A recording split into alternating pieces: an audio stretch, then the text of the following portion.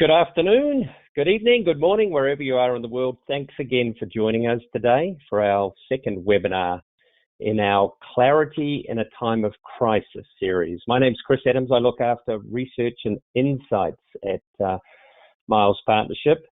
And Clarity in a Time of Crisis is the name of our education program in this very challenging time. We're curating and summarizing key insights from leading data and research partners and innovative destinations across the US and around the world. And we've got some great insights, lessons, and advice this week from UberMedia and Chattanooga, Tennessee. So greetings again to the many very old, familiar colleagues and friends joining us today from all over the world. We've got hundreds of DMOs, a lot of familiar faces, and welcome and special greetings to people who might be joining us for the first time. So Miles is a 68-year-old marketing agency, and we work with 120 destinations, tourism brands around the world. And we've always been committed to industry education, and never more so than in this difficult time. So the COVID-19 education portal that you can see here is full of resources from research and data through to expert sources. And that'll be summarized in the follow-up email that everybody will be getting after this webinar, along with a recording of today's webinar, plus the individual segments, slides from today, and other resources that you'll want to take a look at.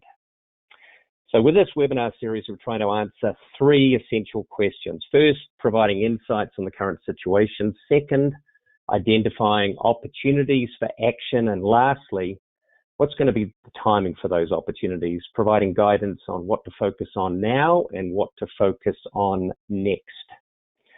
And to answer these questions, we're joined by a couple of experts and real live wires in our industry. So Evan Saunders is VP of Tourism at mobile data heavyweight UberMedia. And he's probably joined us from some apartment overlooking the Pacific Ocean in Los Angeles. Have I got the location right, Evan? Pasadena, just inland, right by Caltech. Can you see the ocean though, mate? Can't see it, although I guess with all the pollution that's been gone, if I go to the right place from here, I actually might be able to see it. Sort of the silver lining with Los Angeles and the lack of people driving everywhere. Yes, in fact, I just heard this morning 40% less smog in Los Angeles than pre the COVID-19 outbreak. And Dave Santucci is Chief Marketing Officer of Chattanooga, Tennessee, of course, made famous in the 1940s by the Glenn Miller Band, but better known now for perhaps its great craft beer, its outdoors and world-class aquarium, and of course the Chattanooga Choo Choo itself. Now, I know, Dave, your part of the world was hit by some tornadoes over the last day or two. Is everybody okay? Everybody on our team is okay. There's been the east side of the city, so downtown was spared, but the east side of the city, where there's a number of partner businesses and residents, was hit pretty hard. Minimal loss of life in Chattanooga, but about 150 buildings damaged, F3 tornado, 135-mile-an-hour wind. So at a time like this, pretty tough. Yes. Yeah, so our thoughts and prayers are with you guys, and like you say, a tough time for particularly first responders and everybody dealing with that. So I think you're going to mention a little bit about the response when you come back with us. Yeah. Okay, so we'll jump over to Evan in a moment, and he's going to provide some of the latest insights in terms of what they're seeing on the ground with both locals and visitor foot traffic in key locations. And then Dave's going to offer some practical examples and advice on Chattanooga's pretty wide-ranging response and very timely response to the crisis. And we'll wrap up with a few resources and, of course, your questions. So we want to give a special shout out and thanks to our industry partners, Destinations International, US Travel, the DMA West and Southeast Tourism Society. And of course, on our COVID-19 education portal, you'll see a list of webinars. And in that section is not only our webinars, but we've curated a list of upcoming webinars from industry partners and indeed recordings from those partners. So you can go there and see a sort of library of webinars from across the various organizations. And finally, before I hand over to Evan, I want to highlight our next week's webinar, which is a very special edition in honor of the 50th anniversary of Earth Day. Of course, Earth Day itself is on Wednesday, April the 22nd, but on the eve of that, at our normally scheduled time, which is Tuesday, April the 21st, 3 p.m., of course, it's going to be Earth Day in some parts of the world where destinations are joining us from, such as Australia and New Zealand. We're going to have a close look at this issue of sustainability and what is the opportunity coming out of this crisis in terms of how do we build and refocus on destination stewardship and sustainability. What needs to be different? What are the opportunities? What are some practical next steps? So please take the opportunity to sign up for that either on our website or in the follow-up email. So without further ado, let's jump into the insights that Evan is going to share with us. And they've got one of the world's most comprehensive databases of mobile location data. And they've been doing some really fascinating analysis in terms of what COVID-19 and the impact that's had on foot traffic and other activity around the world. So Evan, over to you. Yeah, thanks so much for having me here. Really excited to showcase how mobile location data is being used right now in these two phases. Phase one, which we're all experiencing right now, and phase two, which a lot of us are planning for. You see the agenda in front of you. I got 10 minutes to walk through it, so I'll go quickly through it, but hopefully there'll be some good questions at the end there.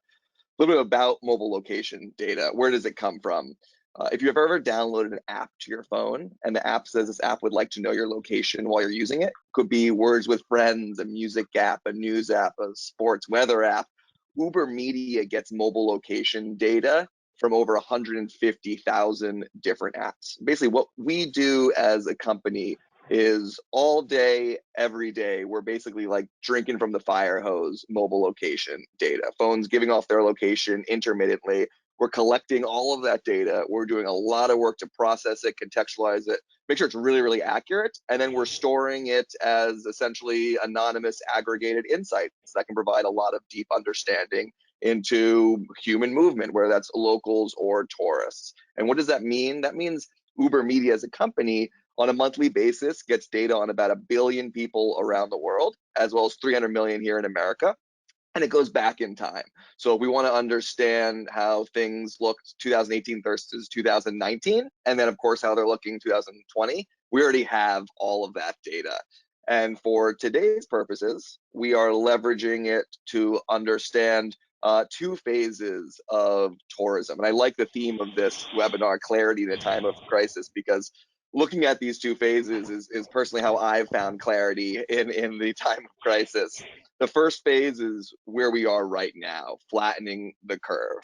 And we'll talk about that momentarily. And then the second phase is as we begin to flatten the curve, understanding as quick as we can how tourism has changed and what's actually driving visitation to our tourism assets in our destination. So the first phase we're looking at is flattening the curve. This is where we all are, whether you're a county, a city, or even a state. All of us are trying to flatten the curve.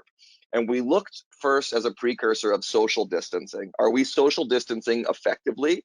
If so, we should see a flattening of the curve. And if we see a flattening of the curve, we can then enter this phase two. So it is a case of one thing sort of happening after another, but social distancing is something we can measure at UberMedia pretty effectively. And we have a few different methodologies to do it, but it's all based on mobile phones and where people are going.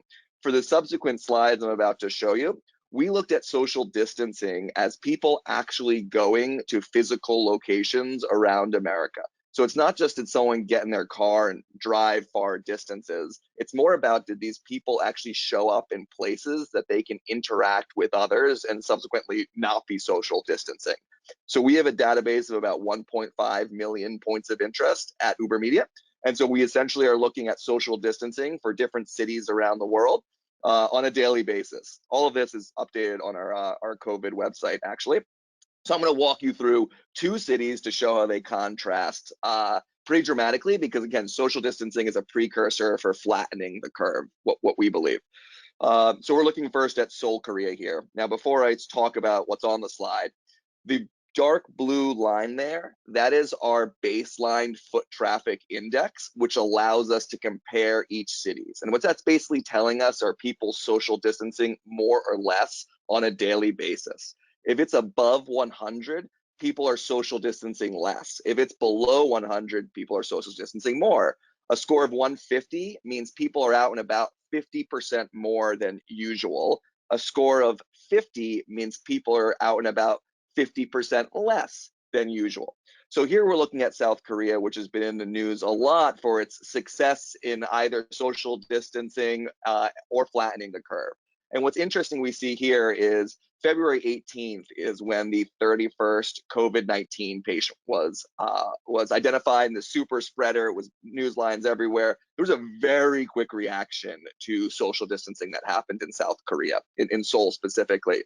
You see it go from basically 96, which is basically average, dropping overnight, basically 50% less social activity happening. People are social distancing 50% more by dropping down that much. You see it pretty much stays down that way, even gets lower. And what we see is that light blue line. It's not like cases go away immediately. We see it peak a little bit more as we enter March, but then we see a complete flattening of the curve. And they're very well known for flattening the curve. And what's neat about Seoul is we have data since beginning of February to look at.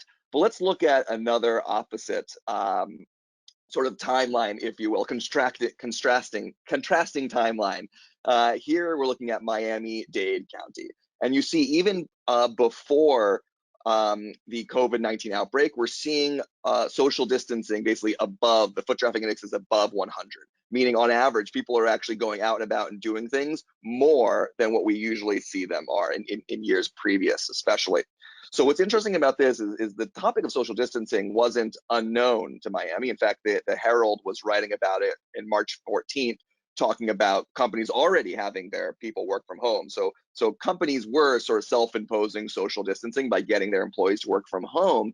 But what's really interesting, if we consider social distancing a precursor to flattening the curve, on March 22nd right there, that is the first day the traffic index drops really dramatically to 48, which was the exact same slide we previously looked at in South Korea.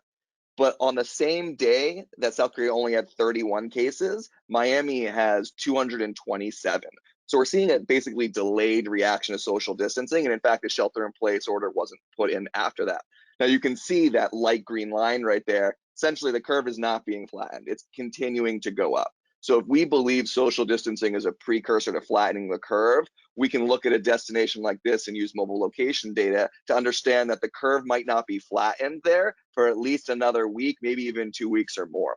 So what can destinations do right now? If you don't have access to mobile location data, no worries. You can still look at how many cases your city or your county is reporting every day. And you can personally monitor, are you flattening the curve? Because as you start to see less growth in the amount of cases each day, which we are seeing already around certain areas of this country, you can then enter phase 2. And phase 2 is an exciting phase because it's really about people going out and doing things. But people going out and doing things, which is why there's a parenthesis around the new right there, is that this new post-COVID-19 tourist might be very, very different than pre-COVID-19. And there's really only one way to find out, and that's to really monitor, are we seeing growth in certain tourism assets, whether that's public parks, public spaces, anything that's really open, and who is driving that growth and how much is that growth going up? And the first thing a lot of us are going to experience, whether we're flattening the curve or not, is the idea of spring fever. Now, spring fever is going to be prevalent all across the country. We see it on Facebook photos of some of our friends out there. Here we're looking at Buffalo River in Arkansas. And it's interesting, I think actually since looking at this data, they've actually closed a lot of places in Arkansas to prevent people from going out into these open public spaces. But you'll see the weather on the 26th and 27th there, just gorgeous, 90s, 80-degree weather, perfect for kayaking on a river.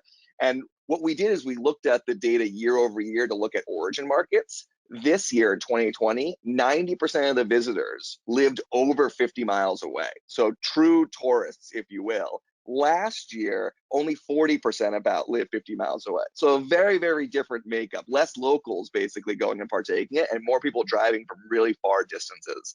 Is that going to be consistent everywhere? No, it might not be. There might be a lot more locals doing things, and that becomes really important to look at.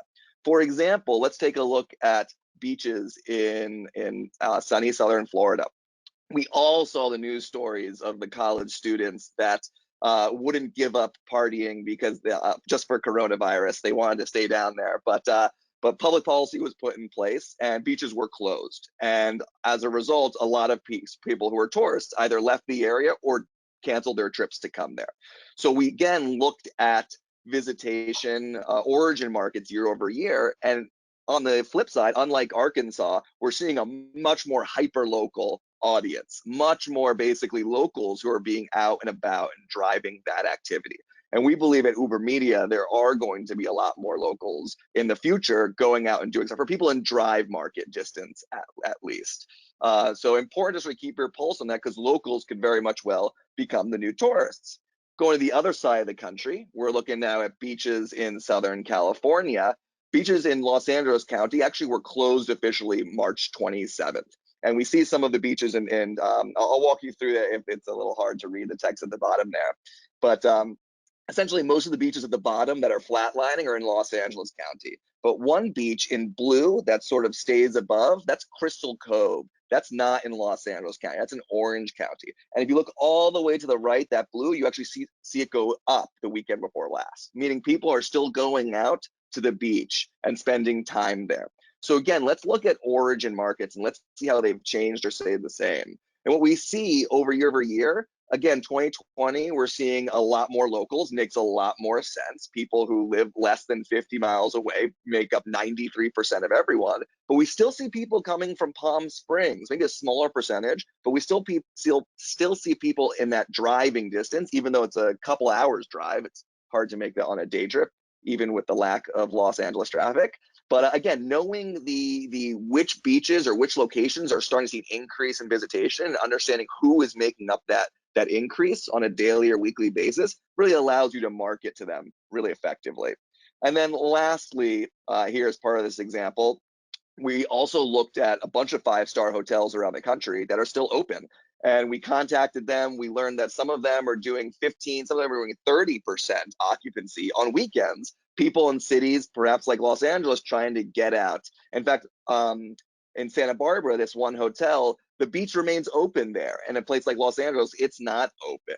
So we looked at visitation. And what's interesting is that in-state visitation has increased dramatically, as you might imagine. That's the predominant makeup, driving basically guests. But Los Angeles is still about 1 out of 4 or 1 out of 5 guests are from the Los Angeles DMA. So that hasn't fluctuated a lot.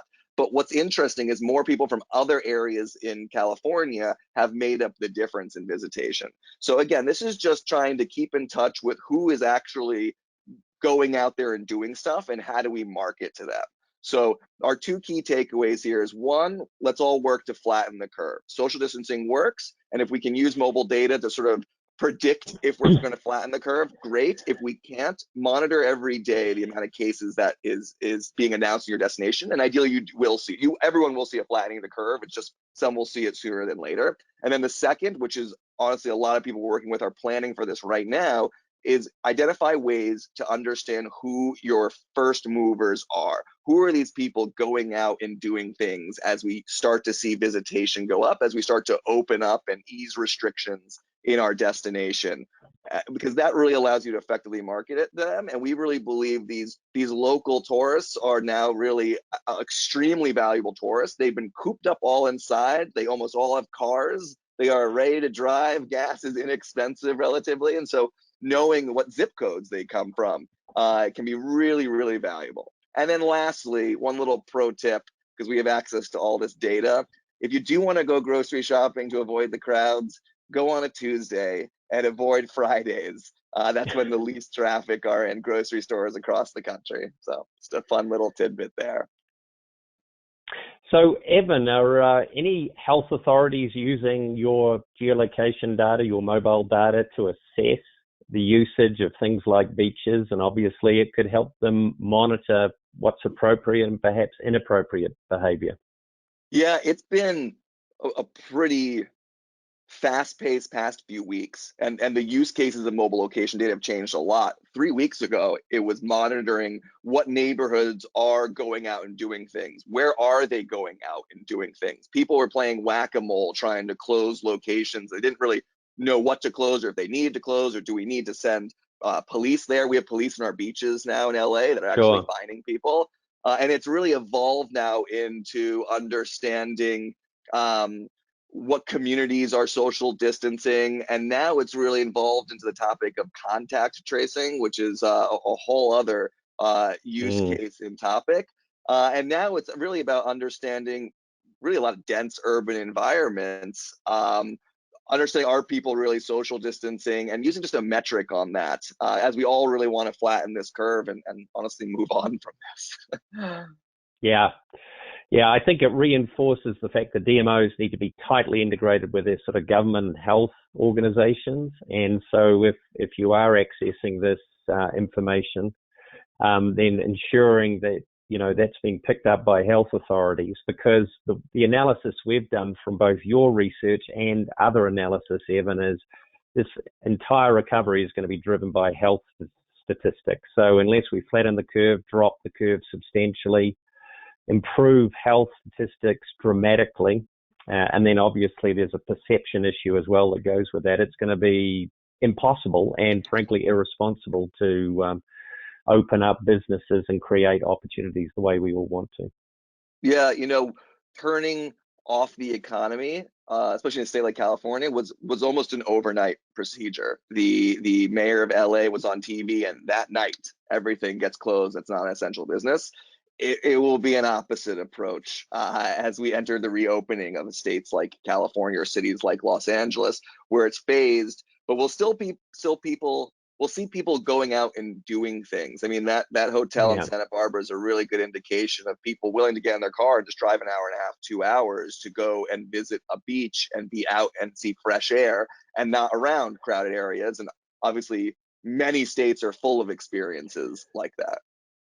Yeah. So again, guided by health statistics and official health advice. Now, Andrea is asking how they can find data like this on their city. I know you've got a number of cities on the website, the COVID-19 UberMedia.com website that's there. And obviously you've got a variety of solutions, haven't you? Beyond that. We have a variety of solutions, and we realize it's not sort of one size fits all. Some destinations absolutely want to monitor, are they social distancing and flattening the curve? And you can see examples of that at the COVID-19 UberMedia.com.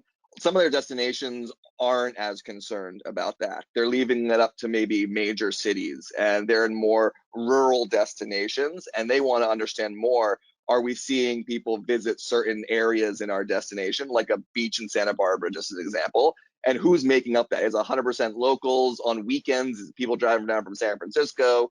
Because I want to sort of market to them. I want to understand who's visiting, and I basically come June and July, I want to be prepared to engage these people who are sort of first movers and willing to go out there, because destinations really, everyone on this call has a wealth of exciting opportunities for people to go out and do things. And perhaps it's a unique opportunity for sometimes locals to re-explore their destination, not just the typical tourist.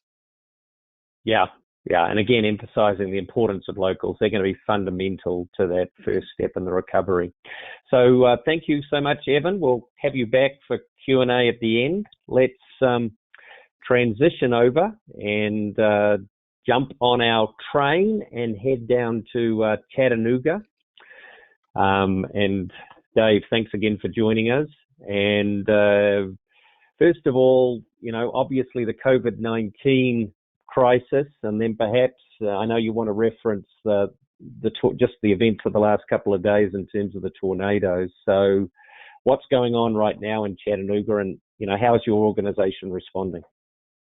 Yeah, unfortunately, we have a crisis within a crisis. So normally a tornado tearing through your community would, be a crisis in itself. But we woke up Monday morning to 150 buildings torn to the ground. And, this is East Chattanooga, and there's a lot of businesses over there. There's a lot of residents over there. So fortunately, the team is okay.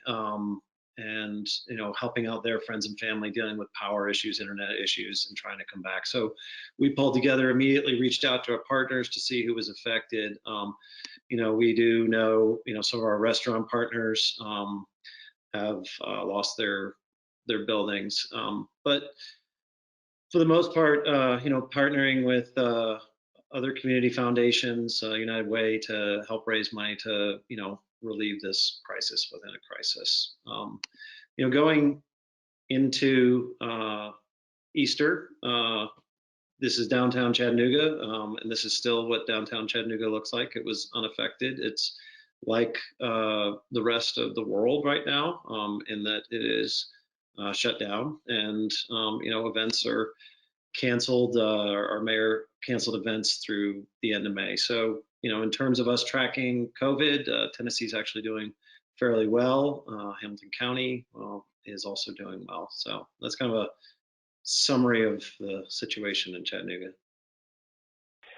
So how has the crisis sort of impacted Chattanooga Tourism Company, the CVB itself, in terms of, your staffing, funding, and, basically the support you can offer right now and in the next few months? Well, we everything kind of hit on March 13th. It was the first case. The attractions shut down. Business was booming up until then. Even going into that weekend, there were just a ton of people in town. By Monday, we were all remote, and we have the fortune of having a CEO and board that had the foresight to have reserves in place, laptops in everybody's hands, and the technology to immediately make that transition. That's not everybody's situation, but we are fortunate in that sense. We did shut down the visitor center, and our part-time staff has been temporarily let go, but for the most part, we're able to operate and achieve some things. And so what are you focusing on right now in the next month or so in terms of your priorities on where you can offer the most value?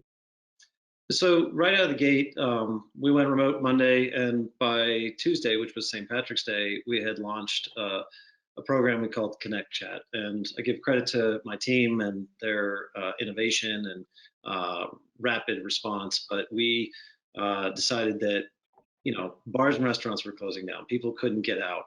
And we wanted to bring them a moment of kind of happiness. So that, smaller picture down there is our first live broadcast. And this band was wonderful. They played from their home. They put out a tip jar, raised enough for a gig for the day that they otherwise would have had for St. Patrick's Day. We also started paying the artists that we do through this, expanding it to include, takeout demos and cocktail demos, and we also had so everybody's favorite was chocolate covered bacon. So how do you make that at home? This is actually an image from a bacon festival we had, so that's not actually chocolate if anybody's looking close. But I'm feeling hungry, Dave. Well, good food and good music kind of lifts spirits. And the whole idea was, how do we help our partners as quickly and rapidly as we can? How do we create some good feelings? How do we help people connect when they can't connect? And we got on it rapidly because spirits were going downhill fast. For those that wanted to go out for St. Patrick's Day and couldn't, we wanted to bring that into people's homes. So that was the very first thing, and that was outward facing. We've since been able to partner with the state of Tennessee, and we're working on bringing in some other partners like our internet provider to be able to elevate this program to pay more artists to have more people perform live, and we let them actually broadcast from our Facebook Live channel. And then we put some dollars behind that, and with these partners, we're able to get this out in front of Chattanooga fans, not just locals, but people around the region, trying to stay top of mind, trying to make sure that the efforts that we put into growing Chattanooga as a music destination over the past 5 to 10 years continue, and people can see that and engage with that. So the other thing we did was we also really started focusing inwards, and thank you, Chris, for bringing us together as a community. And there's hundreds of my counterparts across the nation on this call, and I'm honored to be in, speaking to them. But what we did in our community was to try to do that for all of our partners, and we went so within a week of the crisis hitting, we had daily discussions, and we had 50 to 100 people on these discussions, partners, and we had the mayor, and we had data. And thank you for pulling this data together, and for UberMedia and your other partners for making this available for free. It's been very empowering to be able to share that with our communities. So thank you very much for that. So trying to connect with the visitors, trying to connect with our local community, that's been the immediate response. So then, thinking about the sort of medium term, Dave, so, what's next? So what sort of plans, projects, programs are you going to be focusing on in the next sort of 2 to 4 months? So we, like Evan was saying, focusing on local first, and thinking that the way in which we've entered this crisis is also the way in which we'll exit. We think of it as a pyramid. So the last restrictions that were put on us will be the first ones to be lifted, and the first restrictions that were put on will be the last to be lifted. So the last restrictions were stay at home, and we think that we're looking at everybody can spend all their time focused on trying to figure out when that is, but right now April 30th is that time that I think 15 states have centered around, and a lot of people seem to be looking at. So those stay-at-homes lifting. Well, what can we do to get our local community out and engaging with the restaurants, going to the, anything that might be reopening?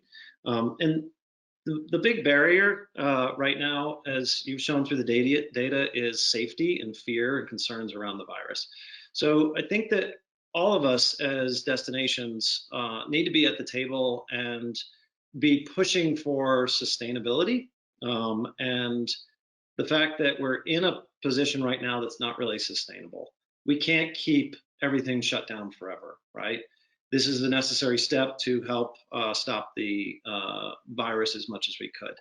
But the economy and our mental health can't sustain that. So how do we get to a place of sustainability? And one of our focuses is going to be on safety. So one of our upcoming webinars is going to bring all of our partners together to talk about what are you doing to improve the safety of your restaurant, your attraction, your event, your hotel, and then identify those that are going above and beyond and feature them in spots that will share out. This helps with elevating the confidence of our visitors, our locals, our officials that are making decisions, our health department, and bringing all of them, through the process early, and then releasing those spots when the time is right.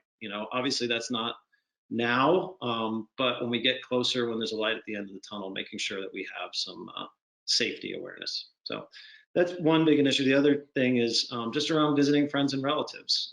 We think that you miss your family the most. We all are on these family Zoom calls, right? And I know in my family Zoom call, we said, when are we getting together? Where are we getting together? We're already starting to have these conversations and think about these opportunities. So talking with our own local community to say, we know you miss your family, bring them here, connect here, and using our biggest attractions to also say, we miss you too, and bringing that all together in a very, emotional type appeal to people that, when the time is right, we're ready and it's time to get back together. So those are some of the big kind of intermediate visions for us. Yeah, I think that's smart thinking. The locals, we've already, emphasized the critical importance there, and making sure that dealing with those issues of opening up, they're feeling comfortable, and of course then they're communicating with friends and family, and that certainly reconnecting with people who are familiar with the destination, familiar with people in that destination, and using visiting friends and relatives as a second sort of jumping off point makes a lot of sense, Dave. Now, we've got a question from Kristen. Is there a website for Connect Chattanooga? I think it's available right off your website, isn't it? Yeah, it's visit chattanooga.com/connect. And if you jump in there, you'll see that we're using it to connect with our industry partners as well as with our visitors. So you have a path to choose once you get in there, for the information you're seeking. And then we take the live experiences. If you go down the visitor path, we take the live experiences and we put those up there, and you can click into them and see some examples of some of the things that were done. Very good. Pictures of bacon up this whole time, so I hope everybody's not too hungry. And I just, this is just some other examples of some of the content, chef demos. But on the right there is a hotel that, was sharing a little love, and that image actually went viral within that community, of just a way to, express we're all in this together. Yeah, actually, that symbol has been used by destinations all over the world. I was just checking out Flagstaff, Arizona's got a quite an extraordinary sort of local engagement program, and Wellington, in my home country, New Zealand's also done some wonderful things in terms of engaging with their locals. So there's great examples all over the world in terms of programs on how to connect, engage, and activate the local community. Chris, I just want to share this image. One of our visitor center staff is an artist, and noticed that people were walking around the neighborhood. And so he took some of his art and just put it out in front of his house so that people had something, beautiful to view. And this actually inspired an idea where a much smaller community created an auction. And the auction that we think of normally raises money for a particular charity. And in this scenario, everybody needs help. And so what we're doing, and it's emulating this other community, is to create an auction where artists can put up art, and the benefits 100% go back to the artists. Attractions can put up annual passes, restaurants can put up gift cards.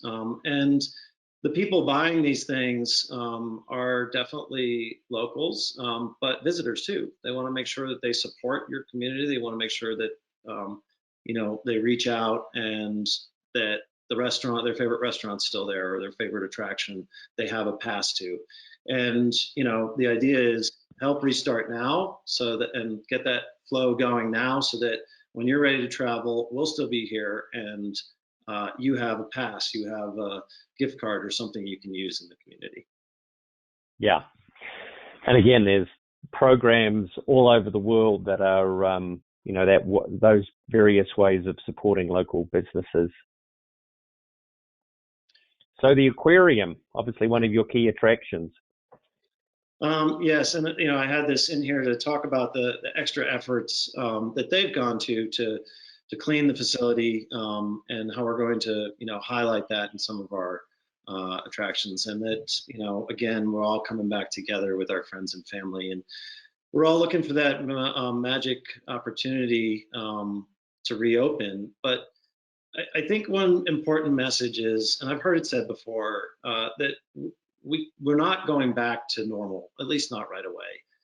What I think we need to be working towards is sustainability, and we should be at the table within those conversations, trying to work with our partners to instill that confidence to get to that sustainable place. And that may mean that there's some give and take and sacrifice on the length before we get to have groups of 50 or more, or we're at 100% capacity. And that's where, if we're proactive about it as a industry, we can get ahead of this and instill confidence, and also do our part to try and minimize the spread. Yeah, very good. So Dave, we'll come back to you with a couple of final questions. So thanks again for sharing perspective from Chattanooga and examples. So again, we'll be sharing both the slides, the webinar recording, and Chattanooga's quite extraordinary range of resources. There's quite an eclectic variety of ways in which you've showcased the destination there. Just before we come back to those questions, a couple of other resources we want to highlight. We've mentioned our COVID-19 website, so please take advantage of having a look through that, the webinars, the data tracking, insights, and we've actually updated expert sources from around the world.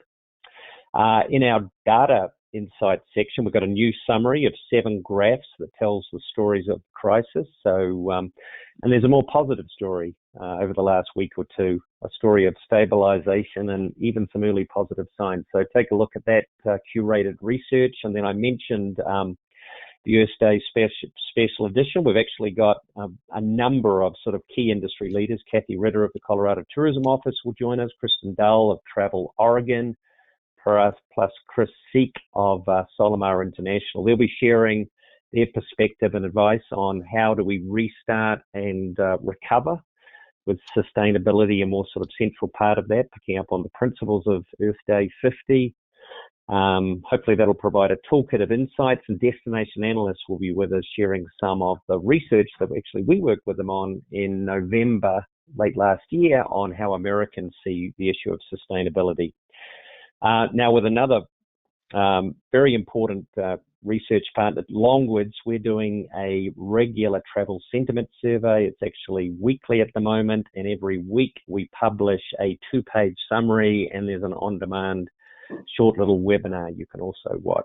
So please take advantage of that. It's all on our COVID-19 portal, along with the details of the upcoming webinars. You can see them there. So that's April 21st for the Earth Day special, and then the following week we're going to be joined by Focusrite, and they're going to be releasing an international look at the impact and implications of COVID-19. And one of the real innovators in destination marketing, Travel Michigan, and Dave Lorenz will be with us in terms of sharing their perspective on what they've been focusing on. So let's just come back to a couple of final sort of questions that have come up. So gentlemen, have you got any sort of final advice in terms of whether you're a destination or an industry member in terms of what's most important in terms of teamwork? So Susie is asking about what sort of techniques you'd suggest in terms of building and supporting your whole team when we're all working remotely from home. It can be more difficult to sort of coordinate everybody. What's been most important to you in terms of building teamwork? I'll just jump in real quick. We went in just logistically into a daily morning call, and I think that really helps. You know, you don't have that regular morning check-in, right? And it just set the pace, sets the tone for the day. It doesn't have to be long, but it just really helps. And then also keeping in mind, I think we've all been guilty of this, is the opposite end, which is spending all day on calls and all day in meetings, and understanding and respecting that the team needs that time to get out there and get the work done. But creating those initiatives together, and then empowering the team to go and execute. And I'll tell you, the team has just been absolutely incredible. So that's worked well for us. Very good. Thank you, Dave. Evan? Yeah, for us, I mean, we can look at sort of 2 teams. One is our sort of internal tourism team, and the other is the larger UberMedia team. I love the daily check-ins. If not first thing in the morning, we are absolutely talking to each other all the time. We're doing video calls as much as we can. And that's been, I think, a huge plus just to keep everyone together. that personal connection can really brighten up, I think, a lot of faces. And it doesn't always have to be, to today's point, about work. It can just be connecting in, how was dinner last night, and just keeping the communication channels open.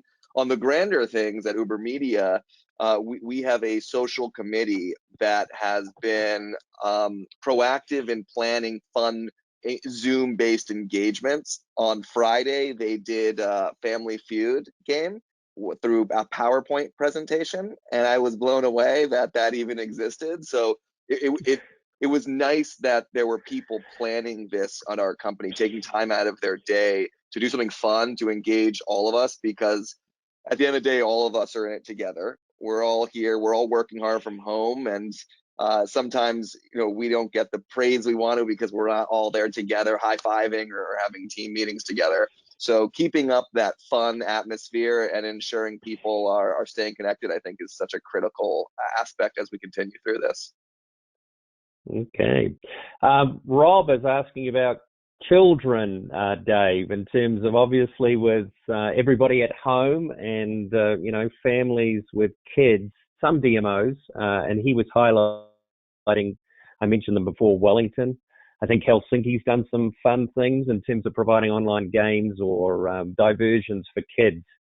Have you guys thought about that, or what have you seen from around destinations? Well, I've got 3 of them myself at home, so that's, I get the struggle and the challenge of that. What we've done is created some, kid-related content that we share out through our social. Early on, we had a fun children's artist, go live from our channel, and we've also had some just kid-related content continually rolling out through our social channels. So that's what we've done to just try and keep people engaged. Chattanooga is very much a family destination, and want to make sure that we're doing our part to keep those families engaged. Yeah, and Rob, I'll highlight in our follow-up email, or actually I'm going to be publishing a blog on a whole range of resources that Wellington, they're doing a whole Lego sort of competition and contest that has really built some real momentum, in the Helsinki example I mentioned. Let's just take one final question before we wrap up today. Dave, this is from Joe. So Joe's asking, what type of spending are you planning to do on the local campaign that you mentioned, both locally and then perhaps regionally and who knows, nationally? So have you started sort of fleshing out what that campaign could look like, even if the timing is still a little bit uncertain? Yeah, and we're fortunate in that a couple of years ago, we really started recognizing and focusing on the local community and the value of regular communications and building that audience. So we have a large following. It's about 25 to 30% of our following is local. And, the reason is all of them have their own media channels, 500 people, and they're the biggest advocates. And the VFR, market is huge. And I don't know if it's true today, but according to the data I looked at early on, visiting friends and relatives, 40% stay in paid lodging. So even if you have pressure from your lodging partners, it still makes sense. So the spending on local is not necessarily needed to be large. We're probably looking at I think it was somewhere in the neighborhood of 10 to 20% of our budget is actually going to be, our recovery budget is going to be spent in Chattanooga. And then we'll be, like with this auction, we'll be partnering with media, and that's, something that we're not looking at spending. That's partnerships and leveraging PR and owned media through those things. So 10 to 20% is the short answer. I gave you the long answer. Yeah. Very good. And yeah, that I think this is an ideal time to have a look at the extent to which you're engaged with locals, what sort of email database you have of locals, how you engage with them on social, those sorts of owned media channels that you can ask. And in fact, Robert here is asking, have you got a large email database of locals Dave, that you can leverage? Have you done a lot of work in terms of in the past reaching out to locals? Yes, is the short answer. Again, that, whether it's social or website or email, all of it is in the 25% of our database range.